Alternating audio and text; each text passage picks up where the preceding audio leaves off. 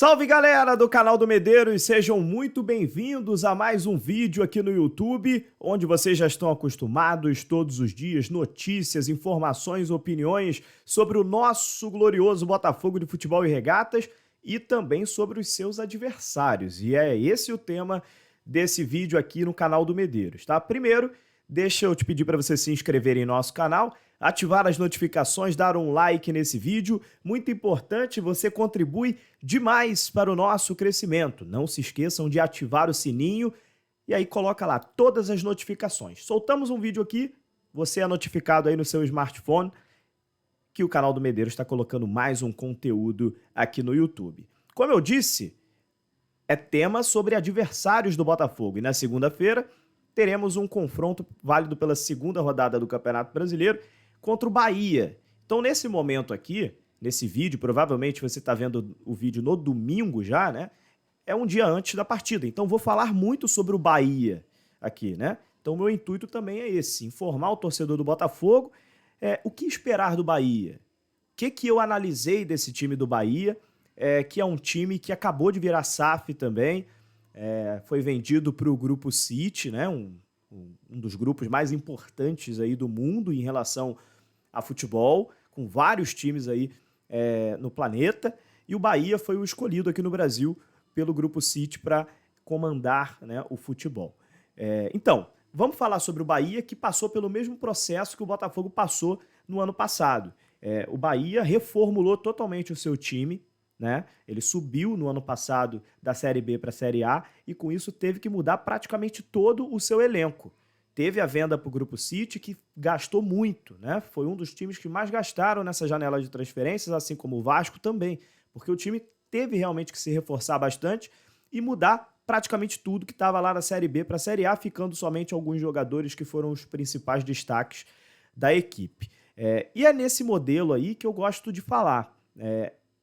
O Bahia, ele é um time que tradicionalmente sempre é muito forte na Arena Fonte Nova. Sempre é muito difícil jogar contra o Bahia lá em Salvador, né?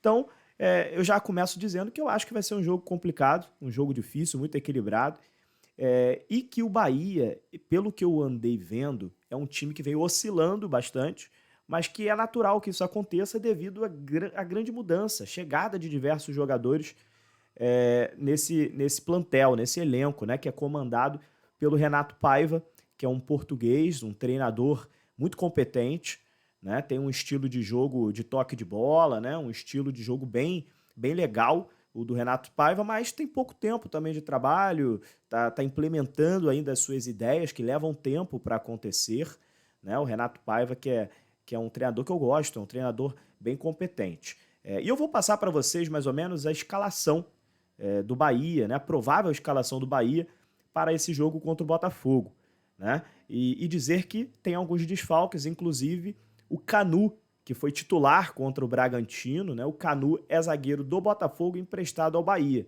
e o Bahia não quis pagar R$1 milhão para liberar o jogador e estar apto para jogar contra o Botafogo. Essa era a cláusula, né, o Bahia preferiu não pagar, e o Bahia vai colocar lá o reserva, né, que está em dúvida ainda, eu vou passar para vocês aqui quem é que está disputando essa vaga, na zaga do Bahia para enfrentar o Botafogo, né? Então, Canu fora da partida de segunda-feira, de amanhã, no caso, tá? Lembrar vocês que o Renato Paiva, ele joga com 3 zagueiros, né? Então, ele joga num esquema um pouco mais diferente do que o Luiz Castro, treinador do Botafogo. Ele joga no 3-4-3, essa é a formação que utiliza o Renato Paiva, tá? O Marcos Felipe é o goleiro, ex-fluminense, o torcedor aqui do Rio de Janeiro conhece muito bem o Marcos Felipe. E aí, 3 zagueiros, o Rezende, o Gabriel Xavier e seria o Canu. Mas deve ser ou o Davi Duarte ou o Vitor Hugo, que acabou de ser contratado junto ao Trabzonspor da Turquia. O Vitor Hugo também aí já se colocou à disposição do treinador Renato Paiva. Então essa é a dúvida, se já entra logo o Vitor Hugo ou o David ou o Davi Duarte entra como titular no lugar do Canu. Aí a gente tem 4 jogadores no meio campo, né, nesse esquema 3-4-3. A gente tem os 2 volantes, que são o Iago Felipe e o Tassiano, né? E aí a gente tem o que seriam os 2 alas. Só que os 2 alas, como é que o Renato Paiva faz lá no Bahia? Na lateral esquerda, esse ala esquerda, é o Johan Chaves, que foi contratado junto ao Independiente del Valle. Ele sim é um legítimo lateral esquerdo jogando como ala. Na direita, não é propriamente um lateral direito, é o Vitor Jacaré, que é um ponta, né, um atacante que está jogando ali nessa posição, porque ele recompõe bastante. Então ele consegue fazer esse trabalho de recomposição e é um jogador muito importante nesse esquema do Bahia, porque o Bahia ataca muito pela direita. O Vitor Jacaré é realmente um jogador muito agudo, então o Botafogo já tem que ficar de olho no seu setor esquerdo defensivo, porque o Bahia ataca muito por ali com o Vitor Jacaré. E aí tem 3 jogadores mais na frente, o Bahia, o Cauli, né, que foi uma contratação do Bahia também, tá? É importante dizer que o Cauli foi um jogador que o Bahia foi no mercado buscar, né, um jogador bem interessante, inclusive o Cauli, né, ele veio do Ludogorets, da Bulgária, o Bahia contratou ele. E na direita, um novo reforço também do Bahia, que é o Ademir, né, o Ademir que foi contratado junto ao Atlético Mineiro, o Botafogo inclusive teve até interesse em trazer o Ademir aqui para o Botafogo, mas o Bahia conseguiu ganhar essa negociação e o Ademir é o ponta direita. No ataque, Everaldo, camisa número 9, também uma contratação do Bahia. Então esse time é praticamente todo de contratações que acabaram de chegar no Bahia, né? O Everaldo, que é aquele que é ex-chapecoense, né? Não sei se vocês vão lembrar, o Everaldo que estava jogando lá no Japão, no Kashima Antlers, e o Bahia contratou no início desse ano também. Então é isso, é questão de entrosamento. Essa equipe do Bahia necessita de tempo, o Renato Paiva necessita de tempo para entrosar, encaixar essa equipe. Então é um jogo muito imprevisível. Se as qualidades individuais do Bahia se sobreporem, eu acredito que o Bahia possa fazer até um bom jogo, mas coletivamente falando, hoje o Botafogo está mais encaixado, está mais estruturado que o Bahia.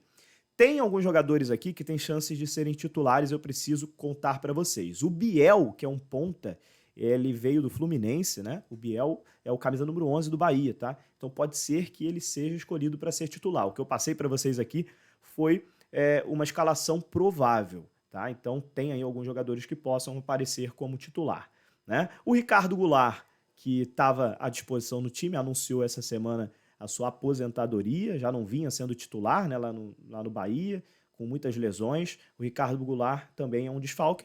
Na verdade, um desfalque não, né? Se aposentou, então não vai estar mais à disposição do Bahia para jogar. Então, assim, esse time do Bahia, eu acho que é um time que o Botafogo tem que ter atenção, principalmente nas investidas do Vitor Jacaré, que é um jogador muito veloz, e tem alguns jogadores que eu gosto lá no Bahia, né? O Ademir é um jogador que eu gosto bastante, é um canhoto que joga na direita, né? É um jogador que faz muito o jogo com o Vitor Jacaré por ali naquele setor, e o Botafogo vai ter que ter muita atenção, principalmente se o Botafogo não puder contar com os seus laterais esquerdos, e é o que vem acontecendo nos últimos jogos. O Botafogo está sem os seus 2 laterais, que é o Marçal e o Hugo. Então o Botafogo vem improvisando o Rafael na lateral esquerda. Então essa é a principal atenção que o Botafogo tem que ter. Se for improvisar o Rafael novamente, o Botafogo vai precisar colocar o Danilo Barbosa no meio-campo, que é um jogador de mais pegada, um jogador mais firme, para poder ajudar na marcação naquele setor, né? Porque vai sobrecarregar o Rafael. O Rafael vai ter que ter uma atenção redobrada nessa partida. Se caso o Marçal voltar, eu fico bem mais tranquilo, porque é o jogador da posição, é o capitão do Botafogo, é um jogador experiente, vai conseguir dar conta do recado.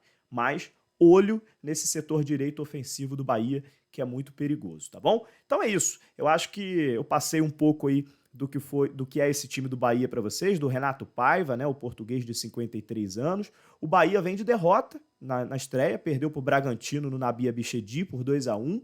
Né? É sempre muito difícil também jogar com o Bragantino em Bragança Paulista, é um resultado que eu considero normal. E o Botafogo vem de vitória contra o São Paulo pelo placar de 2-1. O Botafogo também venceu o São Paulo dentro de casa, é um placar super normal também.